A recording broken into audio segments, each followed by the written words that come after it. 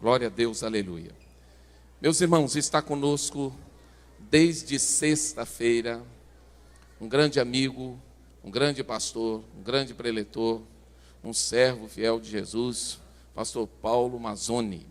Ele está acompanhado da sua querida, amada, estimada, valorosa esposa, Juliana. Fica em pé, Juliana, que veio. Obrigado pela presença. Quero contar o pastor Paulo. Pastor Paulo é pastor de uma igreja muito abençoada em Belo Horizonte, Igreja Batista Central de Belo Horizonte. Tem desenvolvido um ministério fantástico naquela igreja. Deus tem usado poderosamente esse servo do Senhor, não só ali, mas para abençoar, eu diria, milhares de igrejas em todo o Brasil. É um mineiro, gosta muito de pão de queijo, eu imagino, e a esposa também, mas é uma pessoa muito carinhosa, muito simples, e eu louvo a Deus pela vida dele, pela inspiração que ele tem sido para a minha vida, para o ministério.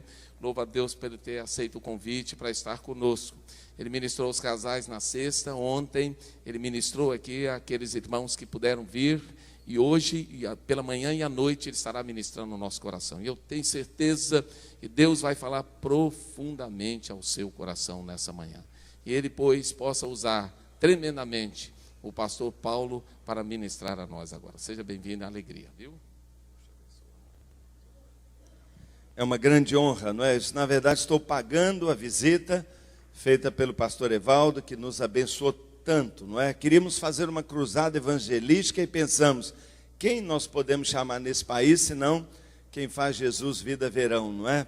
E com aquela pegada de praia, não é? Ele deixou uma marca tão abençoada. E quantas vidas hoje temos lá liderando pequenos grupos que se converteram ali naqueles dias. Então é um prazer, é uma alegria mesmo, né? Independente da correria, gente com uma agenda tão difícil, mas como tem sido gostoso estar aqui, como tem sido bom participar e conhecer os irmãos, uma alegria. Parabéns por tudo que eu tenho visto, meu coração está cheio de ânimo, de alegria, não é?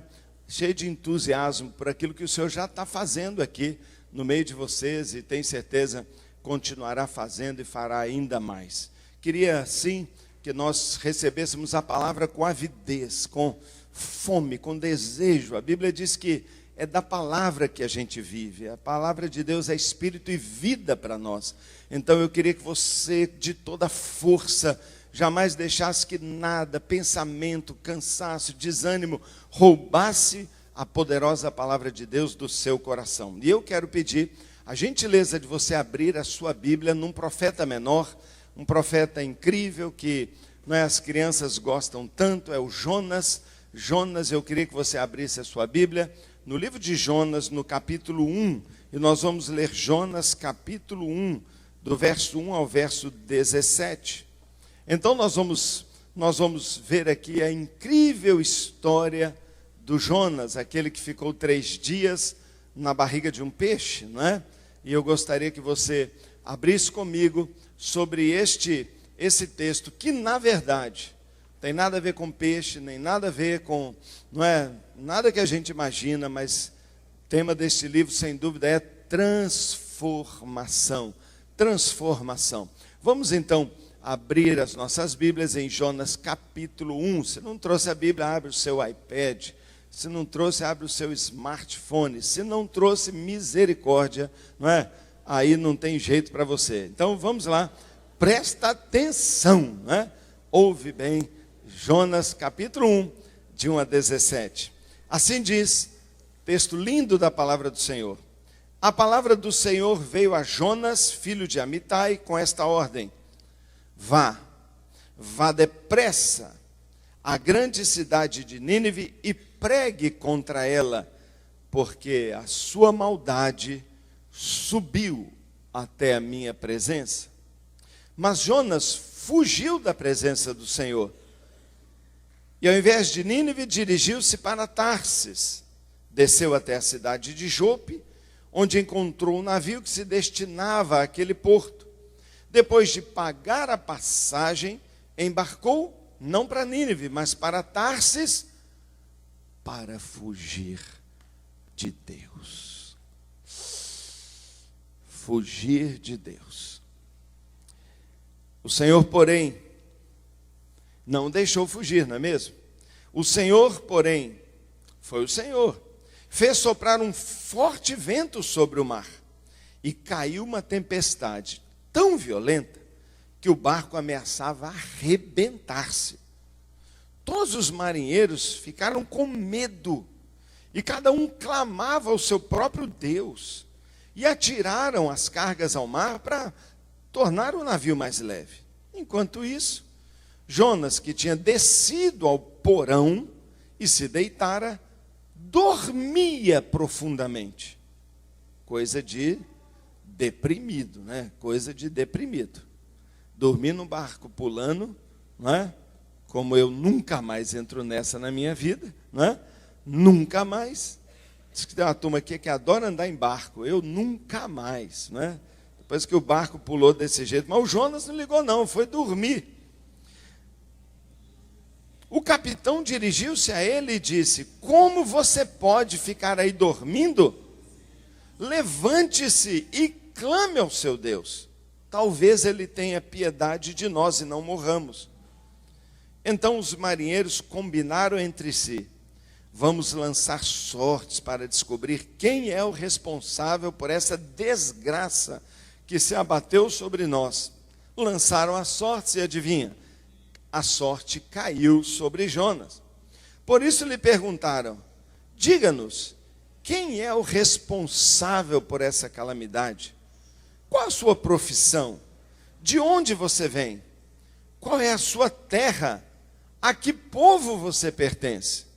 Ele respondeu: eu sou hebreu, adorador do Senhor, o Deus dos céus e que fez o mar e a terra.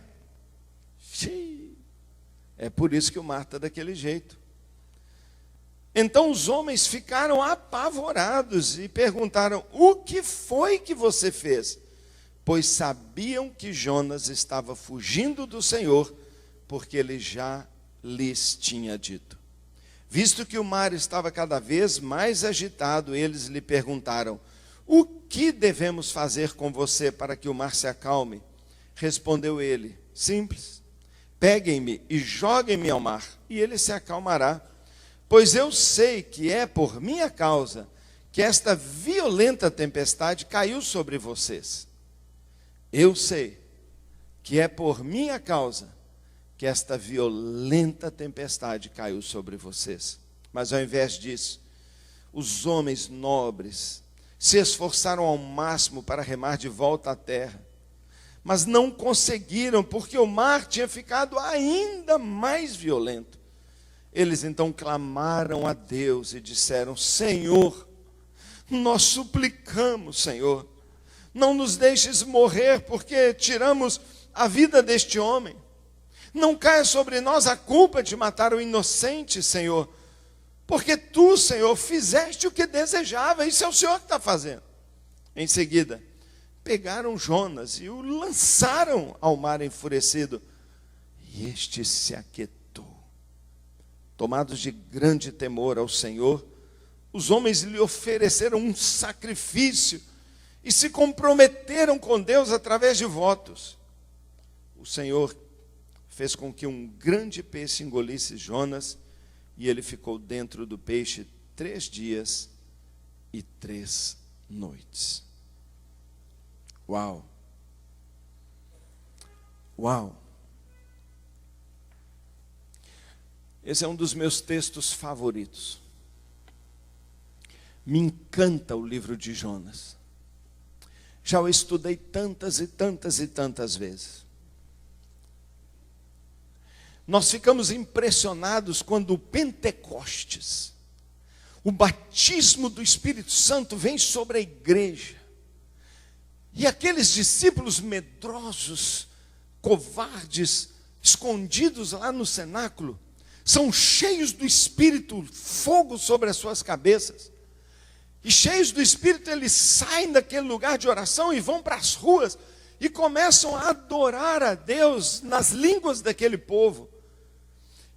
Pedro se levanta com uma ousadia incomum e começa a pregar o Evangelho. E diz a Bíblia que naquele dia, de uma só vez, 3.000 pessoas se convertem. Uau! O derramamento do Espírito, os apóstolos que estavam com Jesus, o início da igreja, 3.000 decisões num dia. Uau! Aqui, em um dia, através de um homem, no mínimo, 120.000 decisões. 120, uma cidade inteira se converteu ao Senhor. Impressionante. Sabe, não só uma cidade se converteu, mas a cidade foi transformada. Você imagina que porque esse homem depois foi pregar, o rei ordenou: parem de cometer violências, parem de pecar, senão Deus vai nos destruir. E Nínive é inteiramente transformada. Diz a Bíblia que eles param de fazer o mal. Aí talvez você fale assim: o que é que tem isso demais? Bem, primeiro, o que é Nínive? O que é Nínive? Nínive é uma das cidades mais antigas. Já em Gênesis capítulo 10 ela é mencionada. E diz assim: dessa terra Nimrod, bisneto de Noé, partiu da Síria, onde fundou Nínive, Calá e Recém, que fica entre Nínive e Calá, a grande cidade. O livro de Naum também fala de Nínive e diz: ai da cidade sanguinária. Nínive é chamada na Bíblia da cidade sanguinária, uma cidade fundada por um homem mau chamado Nimrod, uma cidade que era uma fortaleza demoníaca, que é chamada de cidade sanguinária. É também chamada de uma cidade repleta de fraudes e cheia de roubos, sempre fazendo mais e mais vítimas. Está escrito em Naum 3, verso 1. Irmão, eu olho para Nínive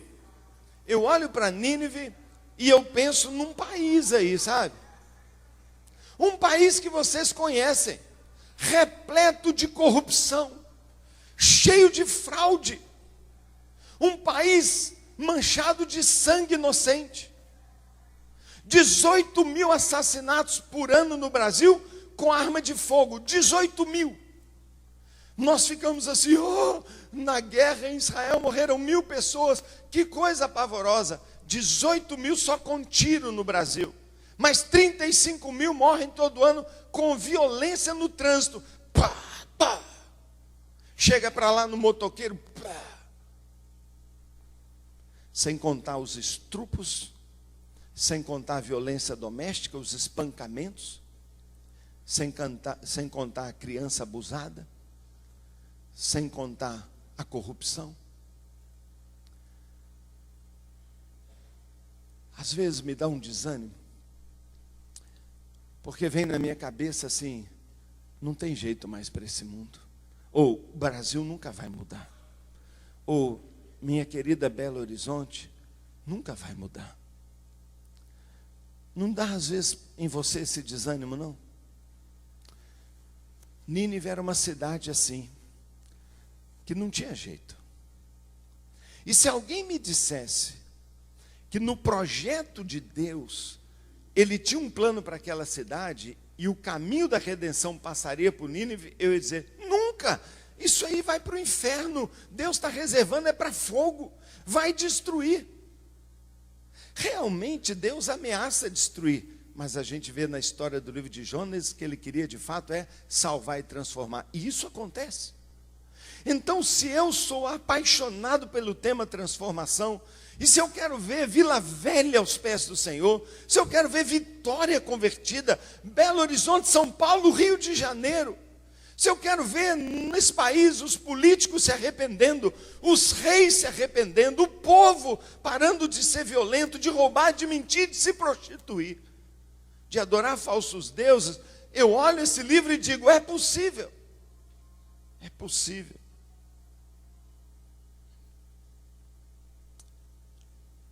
Provavelmente Jonas, ao receber um chamado de Deus, dizendo, vá para Nínive e pregue lá, provavelmente ele disse assim, está doido. Eles vão, o povo de lá é mau. Imagina eu entrando na cidade e dizendo, pessoal ninivita, deixa eu dizer uma coisa, Deus vai matar vocês todos. Mais 40 dias e vocês serão destruídos. Antes que eu termine de falar, eles vão me pegar. Eu, vou lá nada. E a verdade é que o texto diz que ele recebe um chamado do Senhor e foge. E não vai para lá. Ele não aceita. Ele não aceita.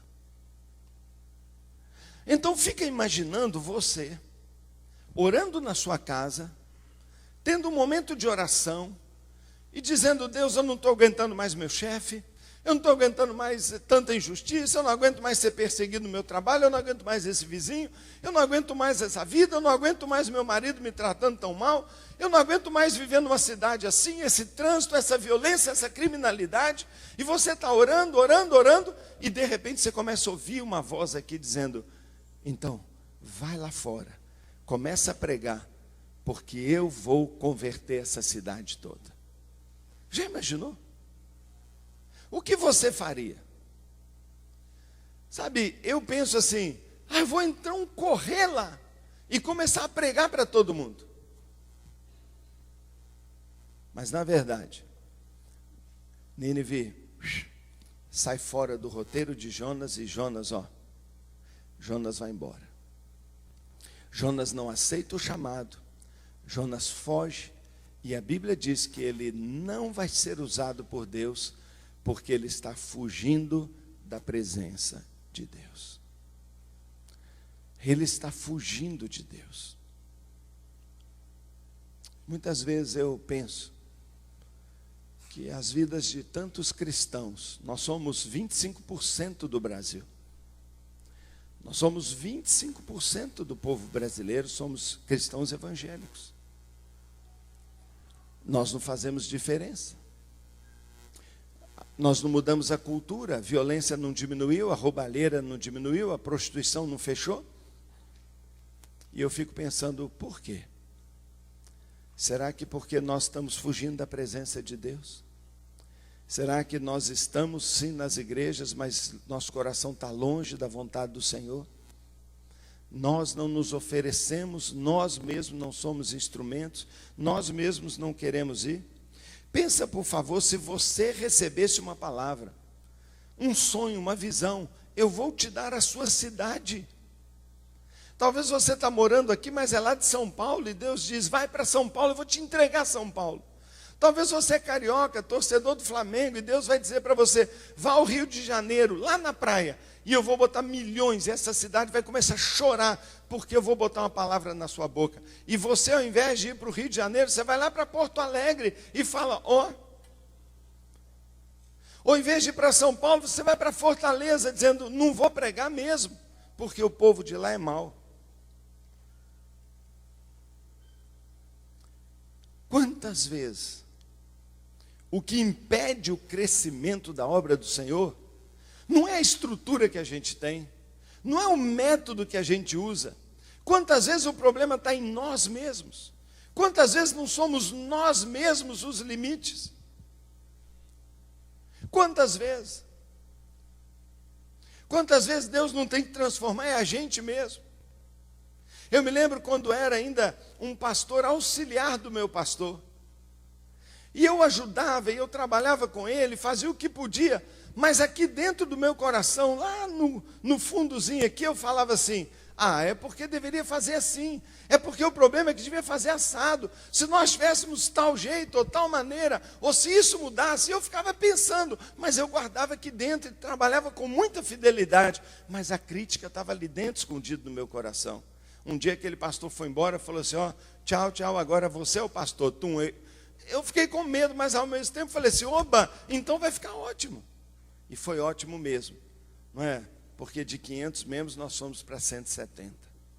Foi ótimo mesmo. Foi uma maravilha. O povo foi todo embora. E diziam assim: eu vou embora porque essa igreja não tem pastor. E eu pensava que o problema é que se eu mudasse o estilo musical, se eu botasse um banner, se eu alterasse um pouquinho a liturgia, uau! Será que a gente não entende que o problema em geral somos nós mesmos? E será que nós não entendemos que primeiro Deus tem que transformar a gente para depois começar a fazer transformação através da gente? A história de Nínive conta para nós que para aquela cidade ser transformada, primeiro Jonas teve que ser transformado, porque tinha alguma coisa profundamente errada na sua vida. Receber uma palavra de Deus e fugir de Deus revela que alguma coisa estava errada no seu coração.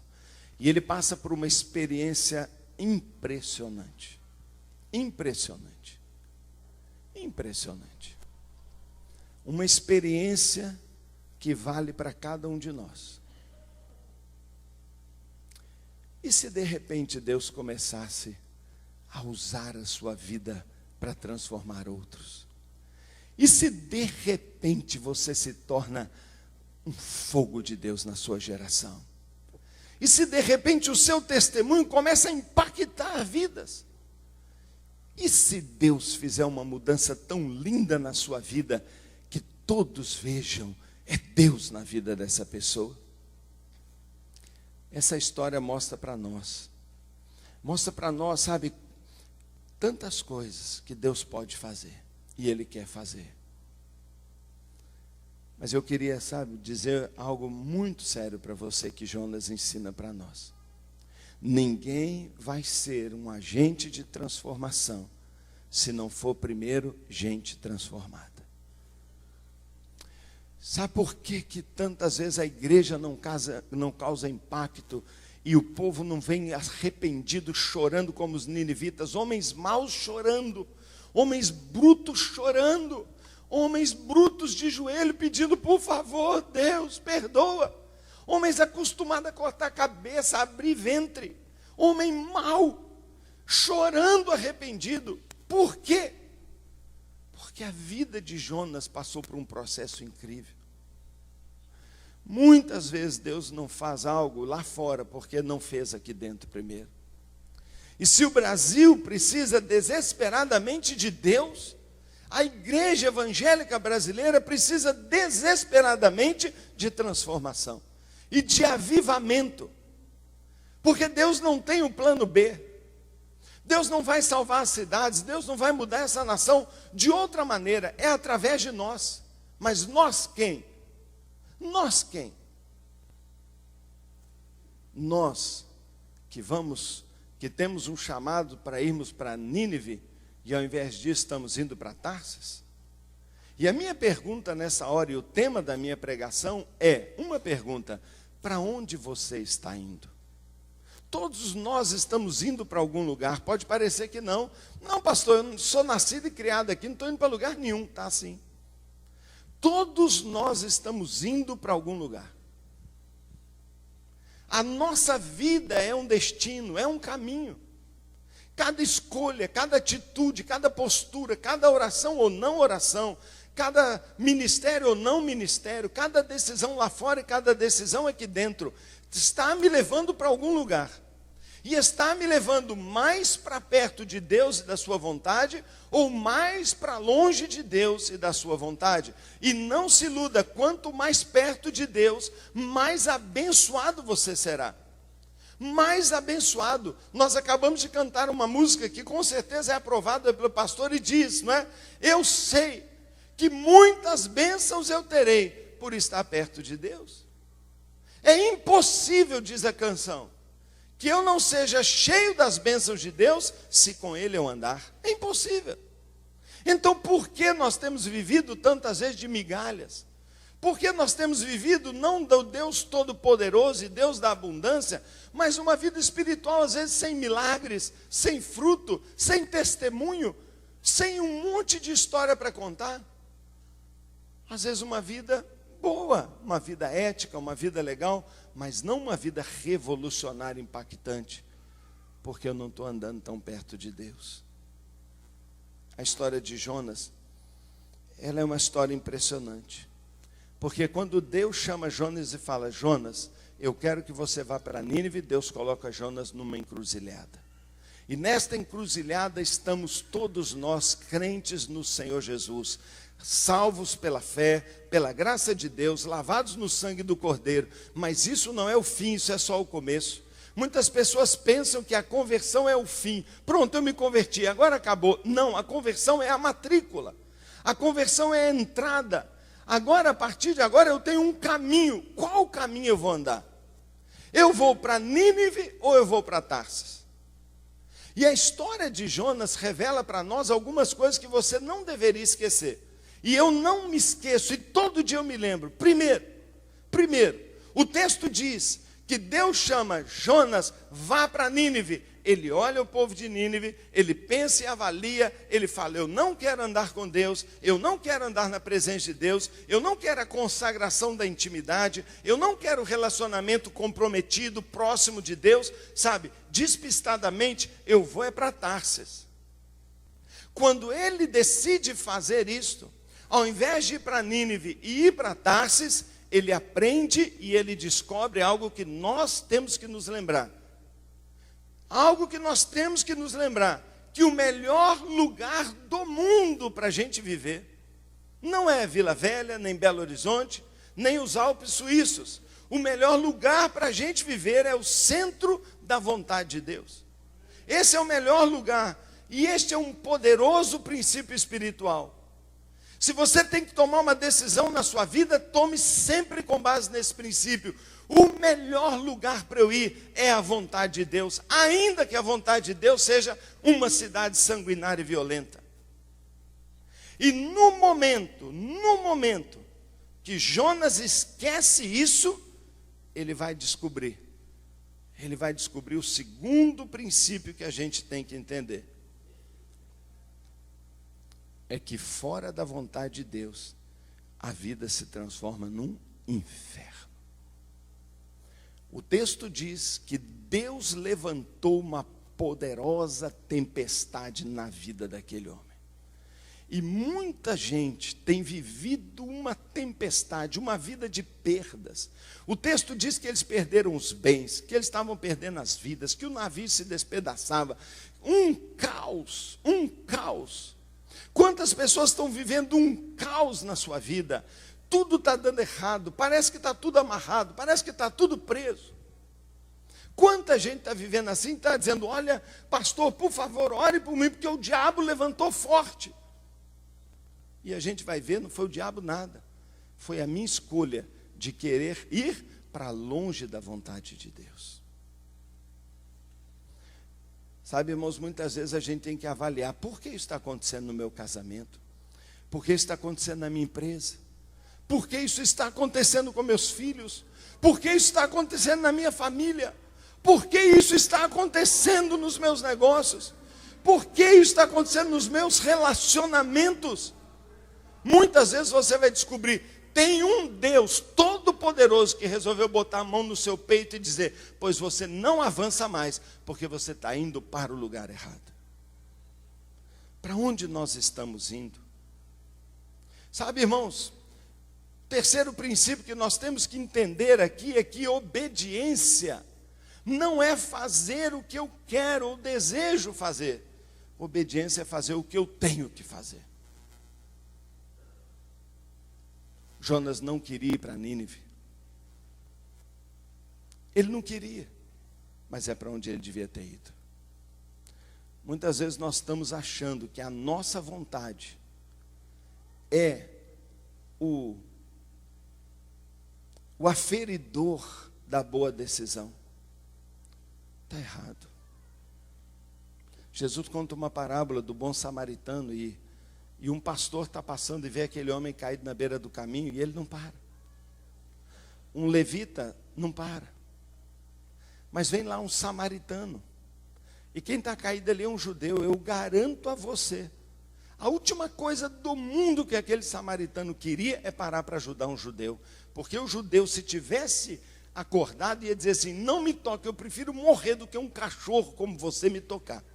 Porque era assim que o judeu tratava o samaritano. O samaritano tinha todos os motivos do mundo para, vendo um judeu caído, encher ele de bicudo. Vingar dele. Por quê? Porque esse cara aí nos menospreza. Gente como ele nos persegue, trata mal. Com certeza ele não queria parar para ajudar aquela pessoa. Mas ele parou. Parou por quê? Porque ele entende que eu não devo tomar decisões baseadas na minha vontade. A minha vontade não é boa, justa, consagrada o suficiente para ser um bom aferidor. O coração do homem é enganoso. A maioria dos cristãos estão tomando decisão com base no que eu gosto. Ah, pastor, eu não vou fazer isso na igreja porque eu não gosto. Ah, eu não vou na vigília porque eu não gosto. Ah, eu não faço jejum porque eu não me sinto bem. E nós estamos achando que a nossa vontade, o que eu desejo, é o aferidor de decisão. Não é. Eu tenho que tomar decisões com base em princípios. Quando corre Tembum, e você conhece a história do refúgio secreto, uma irmã holandesa, cuja família foi massacrada na Segunda Guerra, todos os seus bens foram tirados, seus pais foram mortos, sua irmã foi morta na sua frente. No finalzinho da guerra, aquela mulher quase morre, mas ela é livre e salva, só ela, a família dizimada. Uma crente no Senhor Jesus, uma mulher de oração. Quando acaba a guerra, o tempo estava passando e ela pregando, ela se tornou uma pregadora, era chamada Billy Graham de Saias.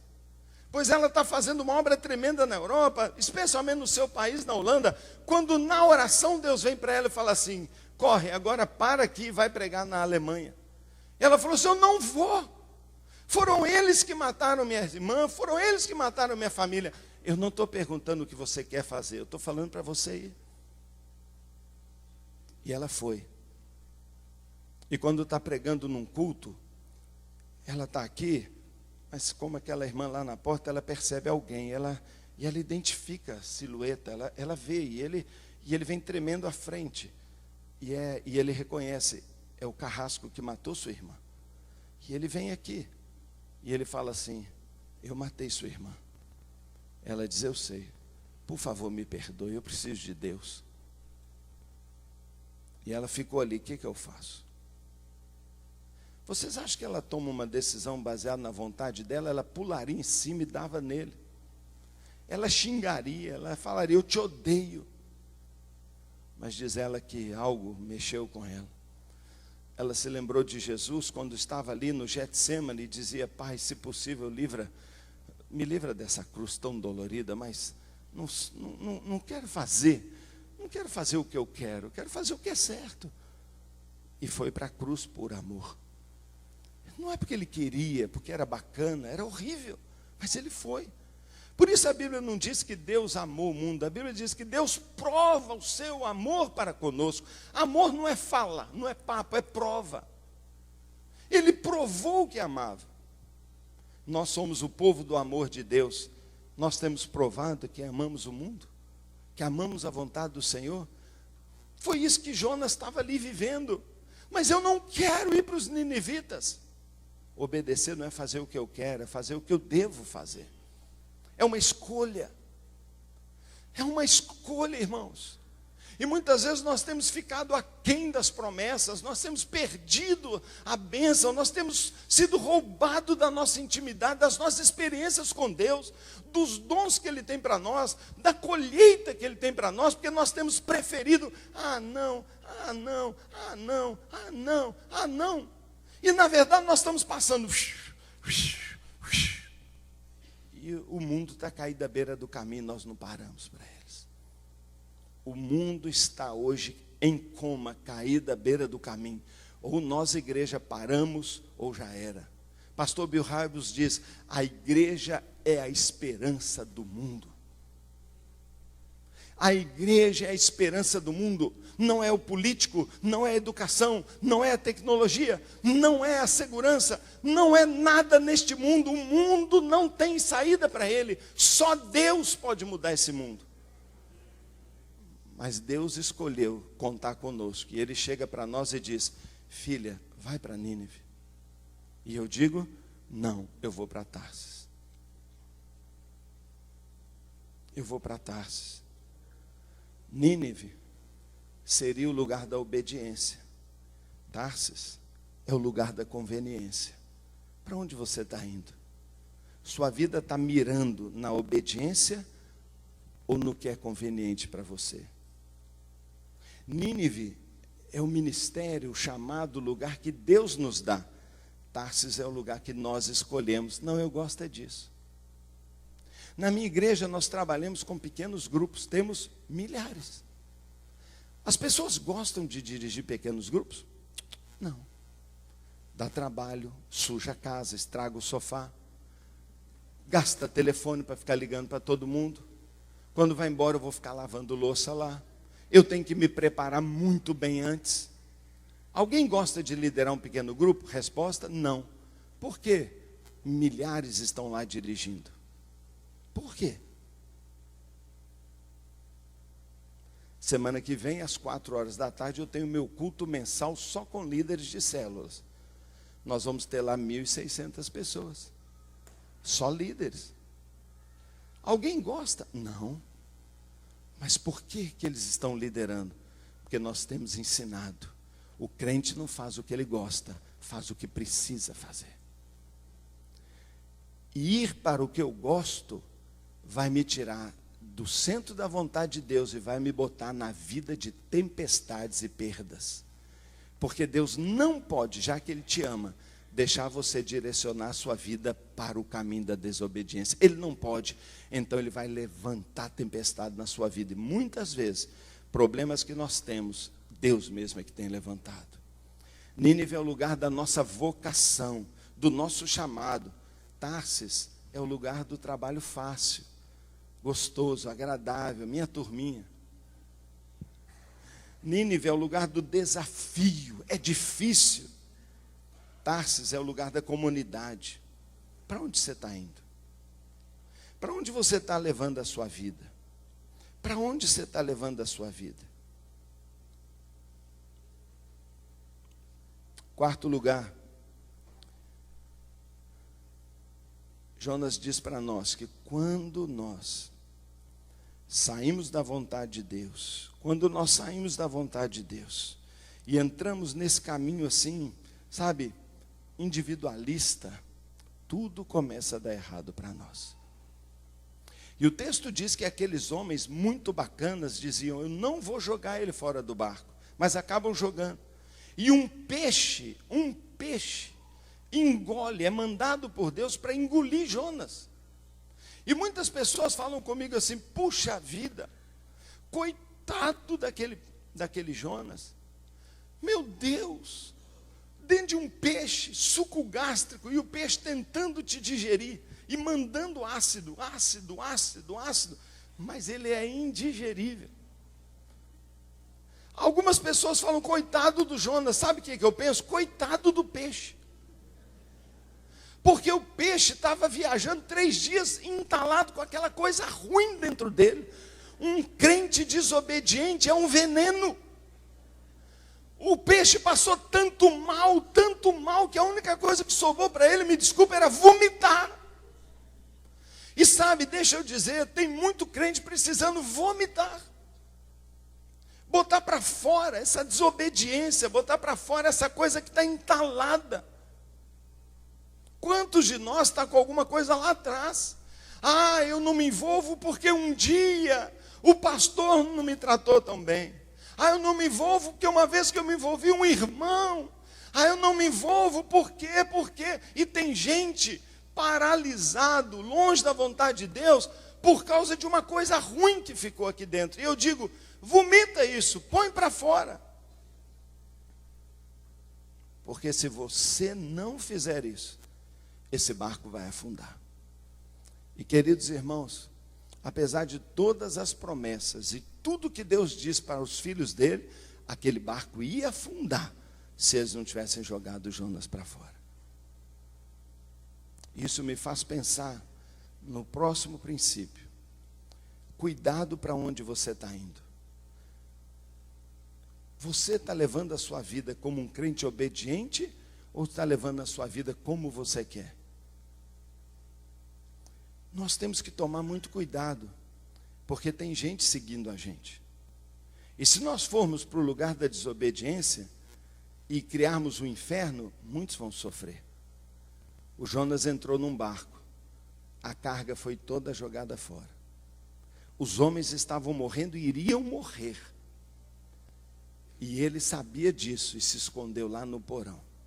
Quantas vezes nossos filhos, nosso casamento, nossa família, nossos amigos estão sendo afetados pela nossa amargura, pela nossa derrota, pela nossa desobediência, pela nossa vida sem testemunho, porque nós decidimos ir para o lugar errado.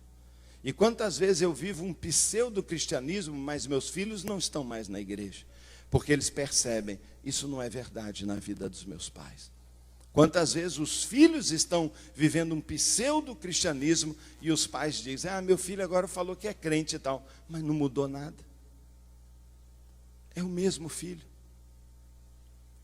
Sempre tem alguém nos seguindo. Isso significa ser a luz do mundo. Isso significa ser o apontador de caminho. Todos nós somos. As pessoas estarão olhando para nós e nos seguirão. Só que poderão quebrar a cara seguindo alguém que está indo para longe da vontade de Deus.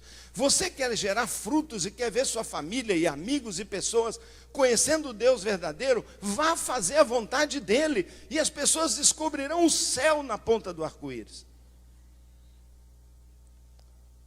Tem gente seguindo a gente, muita gente.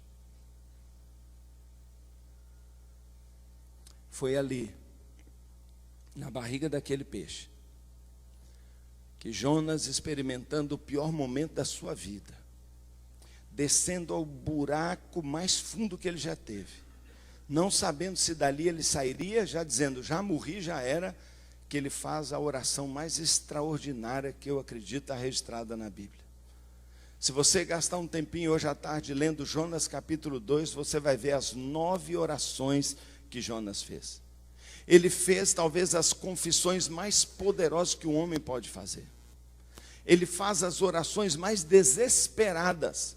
E a verdade é que aquela oração tocou tanto o coração de Deus, que eu tenho repetido esta oração e orado esta oração de Jonas inúmeras vezes, dizendo ao Senhor, Senhor, tem misericórdia de mim, eu quero só fazer a sua vontade.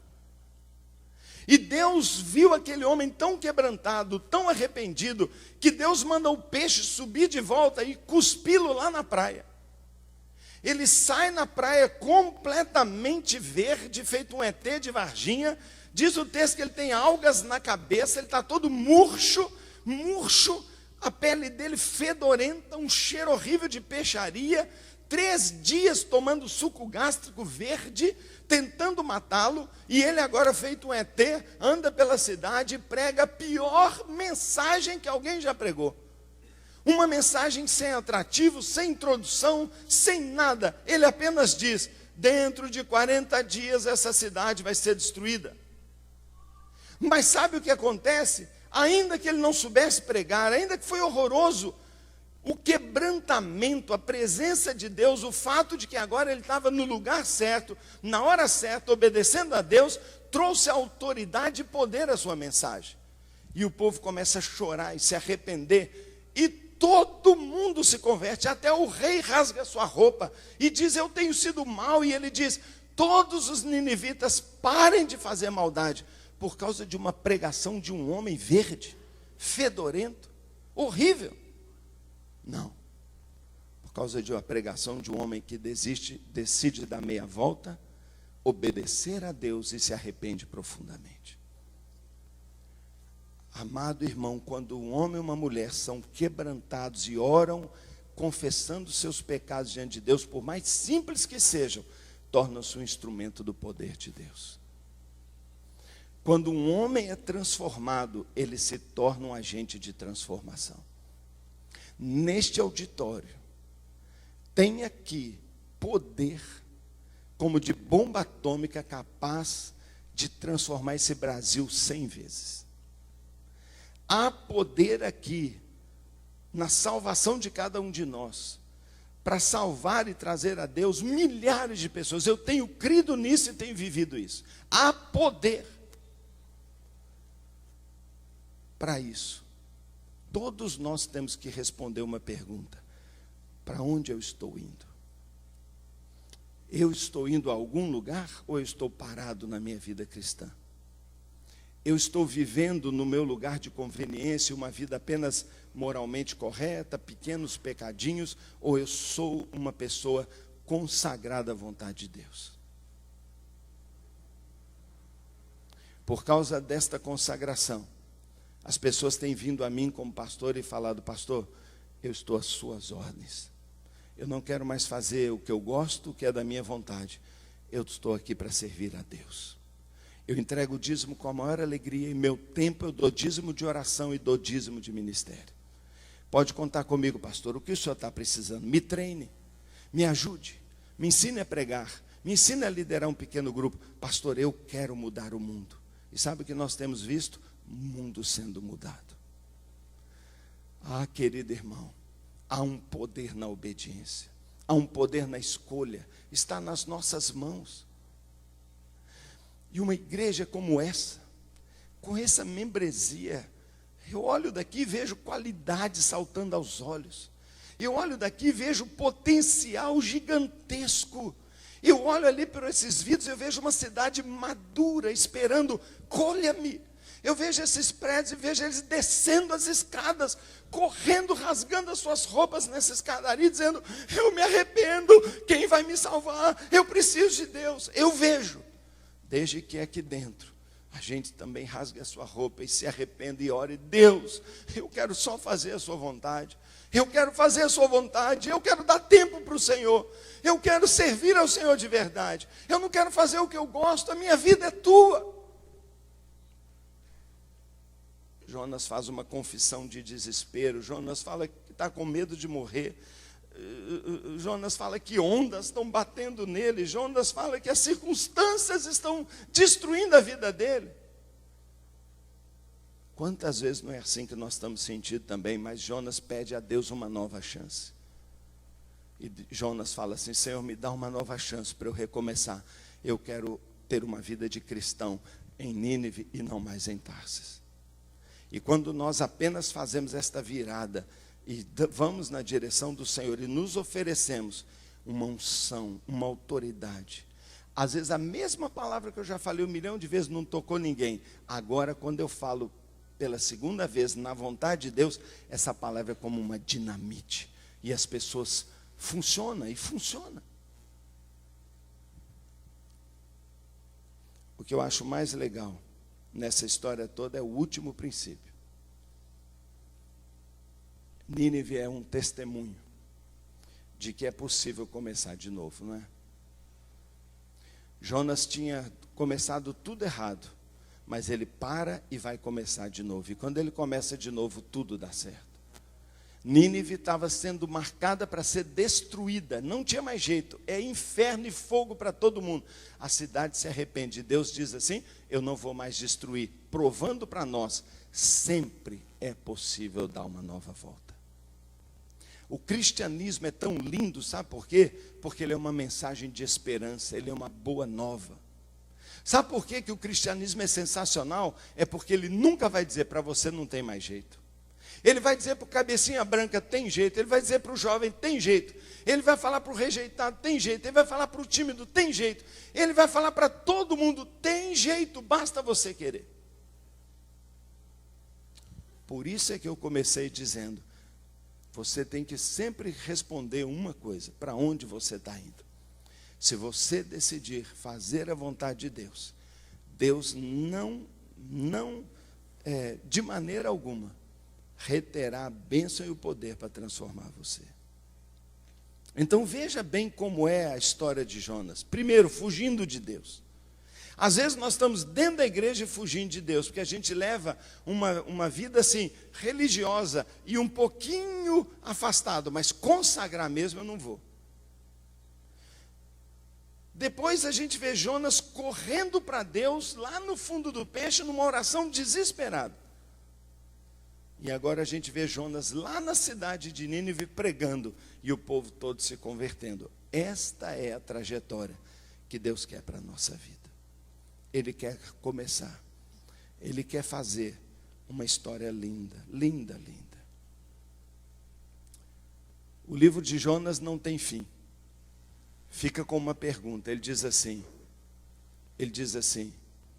é justo eu destruir uma cidade e deixar todos morrer, não é? Onde existem mais de 120 mil que não sabem discernir entre a mão direita e a esquerda. Sabe o que Deus está dizendo quando um livro termina com uma pergunta? Eu creio que Deus está dizendo para nós, igual naqueles filmes interativos, que você escolhe o final. E o livro de Jonas é tão incrível que ele ainda termina dizendo, e o final da sua história você é que escolhe. Está nas suas mãos o tipo de pessoa, o tipo de cidadão, o tipo de crente, o tipo de membro, o tipo de líder que você vai ser. Você é que põe o final, a história lá.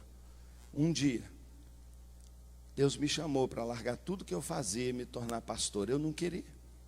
Fugi 5 anos do meu chamado. Eu falava, eu não quero. Mas um dia eu me arrependi. Me dobrei diante do Senhor. Falei, Senhor, eu faço o que o Senhor quiser. E hoje Deus está me permitindo escrever o final dessa história como eu jamais imaginei ver na minha vida. Eu nunca imaginei ver um derramar de graça, de milagres e de bênção como eu tenho visto hoje. Porque um dia eu resolvi sair daquilo que eu queria para fazer o que Deus quer. E eu escrevi na minha história, custe o que custar, eu quero fazer a vontade de Deus. Meu desafio para você, amado irmão e igreja, o pastor me chamou para estar aqui com vocês falando sobre crescimento espiritual. Sabe, o crescimento espiritual depende da gente. Depende das nossas decisões. Um pastor pode fazer de tudo. Mas é a igreja que tem que decidir se faz ou se não faz. E eu tenho percebido que não é principalmente um grande líder, como é o pastor Evaldo, que faz uma grande igreja. É uma grande igreja que decide dizer, vamos fazer do nosso pastor o maior pastor dessa cidade. Porque nós vamos trabalhar como nunca. Nós vamos fazer a vontade de Deus.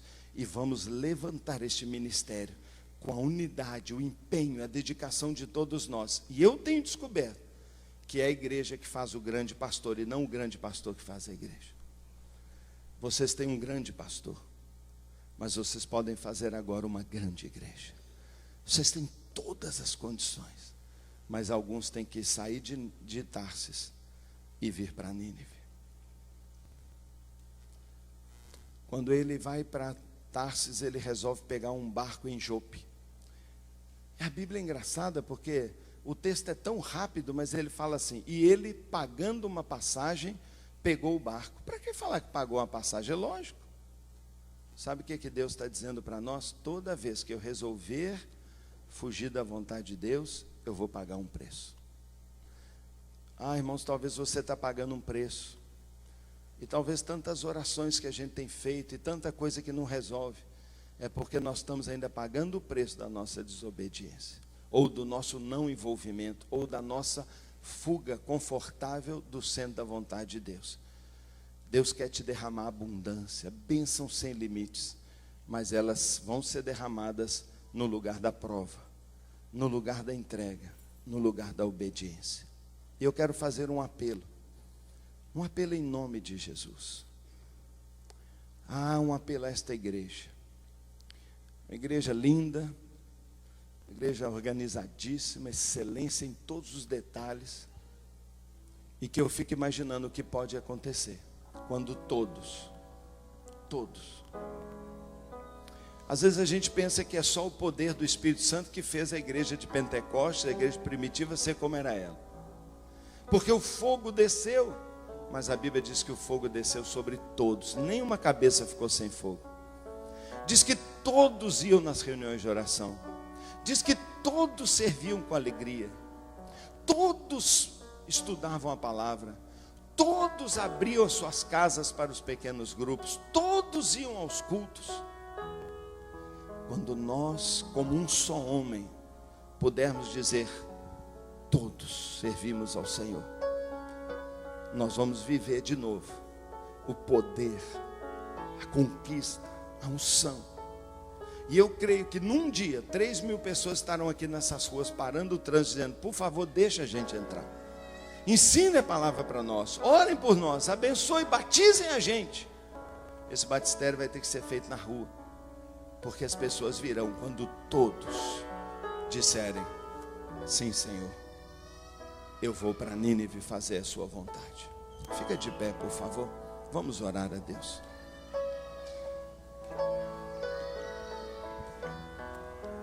Para onde você está indo?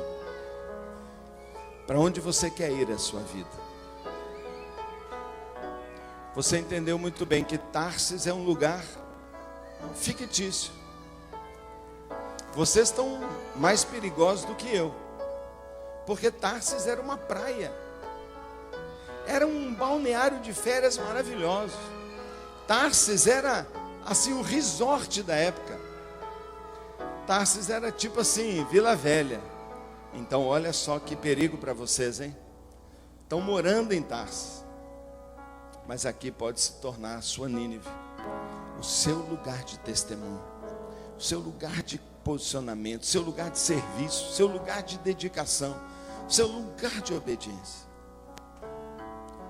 E se você quer hoje voltar, começar de novo, eu queria que você orasse, fechasse os seus olhos um minutinho. E se você quer aceitar um apelo meu, não vou te chamar aqui na frente não.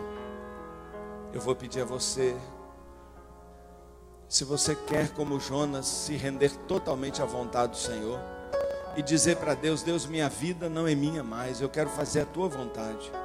Eu quero pedir a você que levante as suas duas mãos para o alto, respondendo a um apelo do Senhor, dizendo: Senhor, eu quero fazer a tua vontade. Porque levantar as duas mãos é o sinal mundial de rendição.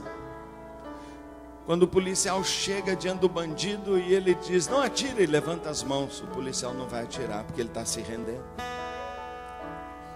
E eu queria que você se rendesse agora, que você deitasse no rio da vontade de Deus e boiasse, deixasse o rio te levar. Que você não definisse, mas dissesse: eu quero fazer a tua vontade, eu quero servir a Deus de todo o meu coração.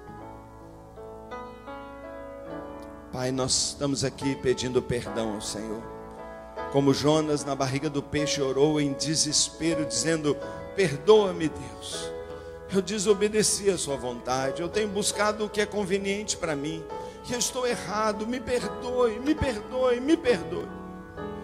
Meu Deus, tamanha sinceridade e quebrantamento fizeram daquele homem o maior ganhador de almas da história da humanidade.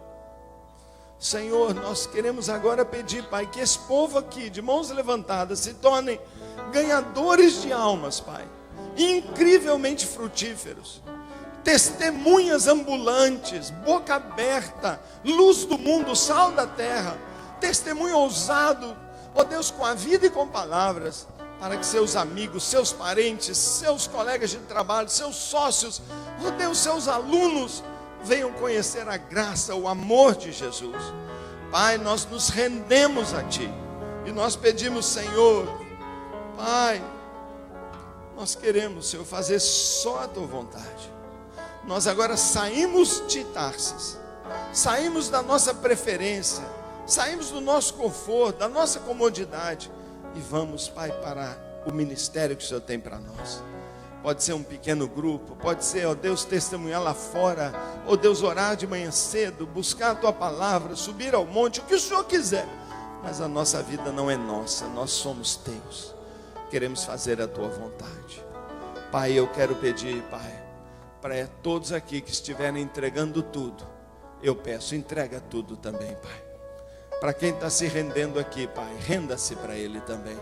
E derrame como água, abundante cachoeira, ó Deus, o poder e a unção do Teu Espírito. Sobre todos os rendidos eu quero pedir plenitude, Pai. porque a tua palavra diz que o Senhor não sonega nenhuma bênção àqueles que se rendem a ti. E eu quero pedir, Pai, que nenhuma das suas maravilhosas bênçãos seja, ó Deus, sonegada, impedida, retida, para esses que hoje estão dizendo: eu sou totalmente, 100% Jesus. Usa, Pai, abençoe, multiplica esta igreja, dá o crescimento espiritual, que resulta em crescimento numérico. Ó Deus, aumenta o nível de consagração e abençoa poderosamente as vidas. E eu sei, Pai, que o Senhor está usando esse povo para fazer uma marca profunda no coração dessa cidade e desse estado. Marca profundamente esta cidade e esse estado, através desta igreja que o Senhor plantou. E que os ninivitas ao redor se arrependam, se convertam e vejamos milhares e milhares entregando sua vida a Cristo. Abençoa, Pai. Abençoa o teu servo, pastor Evaldo. Dá a ele todo dia a tua graça renovada, tua unção, tua autoridade, a sabedoria que vem do alto. Continua dando a ele cajado pastoral, liderança visionária. Continua dando para ele um coração quebrantado, uma paixão pela sua igreja, uma paixão pelos perdidos. Continua, Deus, renová-lo, fazê-lo como uma criança, todo dia, Pai. Ó Deus, ousado no Espírito, Pai, servo do Senhor. Pai, abençoa cada líder desta igreja, sua diretoria, seus diáconos, seus ministros. Senhor, seja uma igreja de Jonas transformados, para serem o maior instrumento de transformação nessa região que já passou por aqui. É o que eu oro e peço, Pai, porque o Brasil precisa desesperadamente de uma igreja assim, Senhor. É o que eu oro e peço em nome de Cristo. Amém.